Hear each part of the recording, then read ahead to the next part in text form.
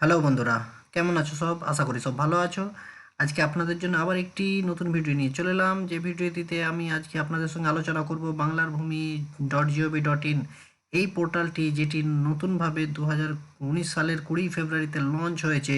সেই পোর্টালটিতে খতিয়ান এবং দাগের তথ্য তো দেখতে পাওয়া যাচ্ছে, কিন্তু প্রিন্ট করার অপশন তো কোনোভাবেই পাওয়া যাচ্ছে না।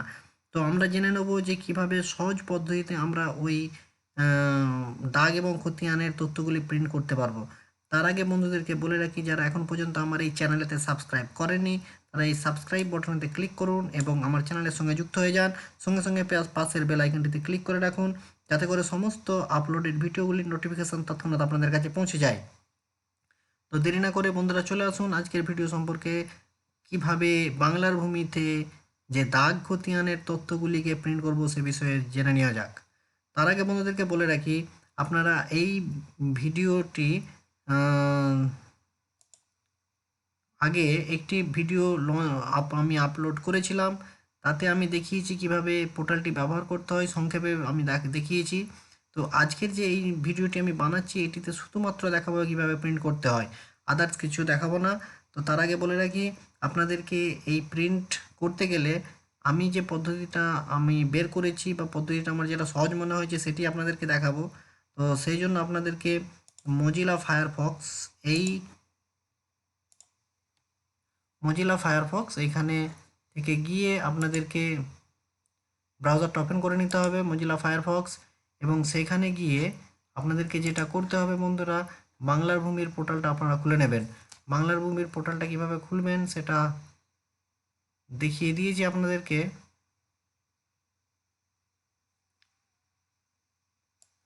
তো আরেকবার দেখে নিন। বাংলার ভূমি পোর্টালটা খোলার জন্য আপনাদেরকে যেটা করতে হবে, অ্যাড্রেস বারেতে গিয়ে লিখবেন বাংলার ভূমি .gov.in, এরপর এন্টার প্রেস করবেন।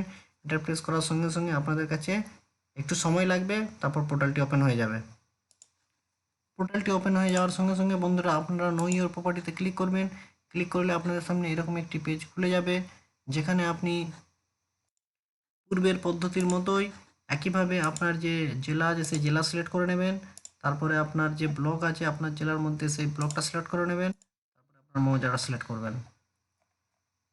এ বিষয়ে নতুন করে কিছু বলার নেই, আপনারা জানেন। যদি খতিয়ান বের করতে চান তো খতিয়ানে ক্লিক করা আছে থাকবে। যদি প্লট বের করতে চান অর্থাৎ দাগ নম্বর, তো দাগ নম্বরে সিলেক্ট করে নেবেন। আমি দাগ নম্বরটাই দেখাচ্ছি।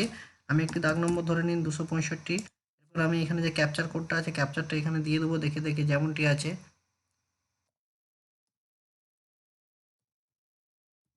দিয়ে তারপর ভিউ করব। একটু সময় লাগবে, তারপরে পেজটি ওপেন হয়ে যাবে। দেখতেই পাচ্ছেন বন্ধুরা, পেজটি ওপেন হয়ে গেছে। তো এইখানে দেখতে পাচ্ছেন, আমরা যদি এটাকে দেখিয়ে দিই, প্রিন্ট প্রিভিউ করি।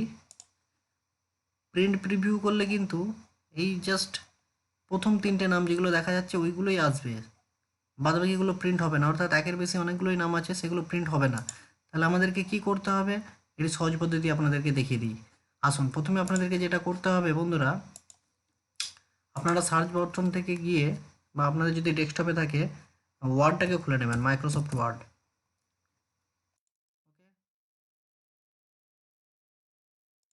এরপর আপনারা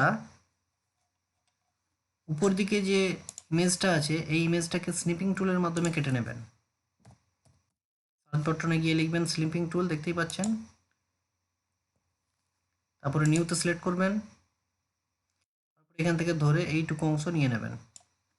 নেওয়ার পর ফাইল থেকে গিয়ে সেভ অ্যাজ, সরি প্রিন্টে চলে গেছে, এখান থেকেও করতে পারেন। তো ফাইল থেকে গিয়ে সেভ অ্যাজ করবো,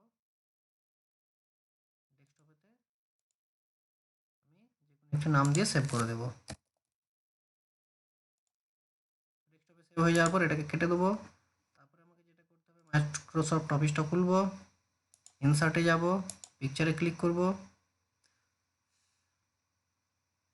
ডেস্কটপে রাখা আছে ইমেজটি, ডেস্কটপ থেকে তুলে নেব। নেওয়ার পর এটাকে এখান থেকে গিয়ে টেক্সট ওয়ার্পিং টাইট গিয়ে একদম উপর দিকে ঠেকিয়ে দেবো, এটাকে টেনে এইদিকে করে দেবো। মোটামুটি দেখতে ভালো লাগবে, এরকম করে ছোট করে করবেন, বেশি বড় করার দরকার নেই। তারপরে এখান থেকে গিয়ে আমরা বিহাইন্ড দি টেক্সটে ক্লিক করে রাখবো। এবার দুটো এন্টার মেরে আমরা এটাকে সেভ অ্যাজ করে আপনি যে কোনো ফোল্ডারেতে সেভ করে রেখে দেবেন। আমি ডেস্কটপেই রাখছি আপাতত, বলে দিলাম, নাম দিয়ে ডেস্কটপেতে মাইক্রোসফট ওয়ার্ডটা আমি সেভ করে রেখে দিলাম। এবার আমি এটাকে, এরপর কি করতে হবে বন্ধুরা, মাইক্রোসফট ওয়ার্ডটাকে খুলে নেব, নেওয়ার পর এটাকে একটু বড় করে নেব, নেওয়ার পর ফায়ারফক্সে যে ছিল আমার সেটাকে প্রথমে সিলেক্ট করব, এটাকে নিচের দিকে টেনে দেবো একদম নিচে পর্যন্ত। তারপর এখান থেকে ধরে পুরোটাকে সিলেক্ট করে নেব, লাইভ ডেট এখান থেকে শুরু করে একদম নিচে পর্যন্ত করে নেওয়ার পর পেজটাকে একটু ছোট করে নেবেন, মজিলা ফায়ারফক্সের পেজটাকে একটু ছোট করে নেবেন যাতে করে ব্যাকগ্রাউন্ড থেকে আপনার ওয়ার্ডটাকে দেখতে পায়, মাইক্রোসফট ওয়ার্ডটাকে।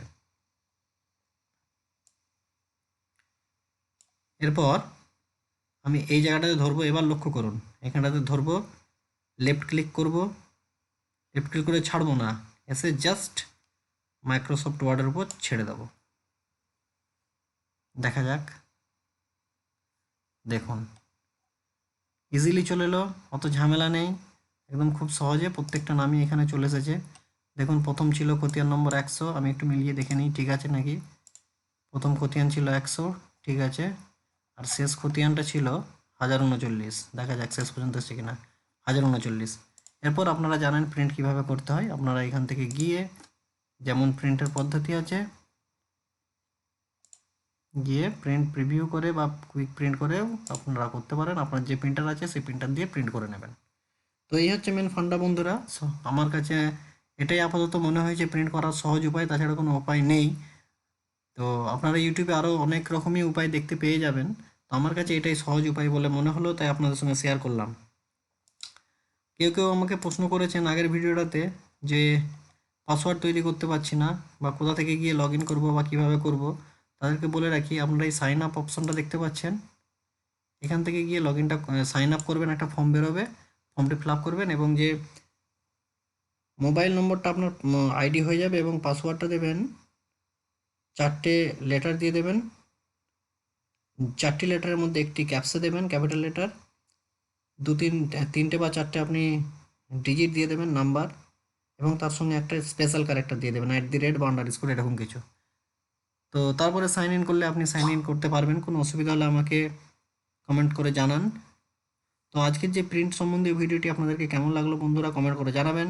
যদি ভালো লেগে থাকে অবশ্যই লাইক করবেন, শেয়ার করবেন এবং আমার চ্যানেলের সঙ্গে যুক্ত হওয়ার জন্য চ্যানেলটিকে অবশ্যই সাবস্ক্রাইব করবেন। আশা করি ভিডিওটি ভালো লেগেছে। শেষ পর্যন্ত দেখার জন্য আপনাদেরকে সকলকে অসংখ্য ধন্যবাদ জানাই।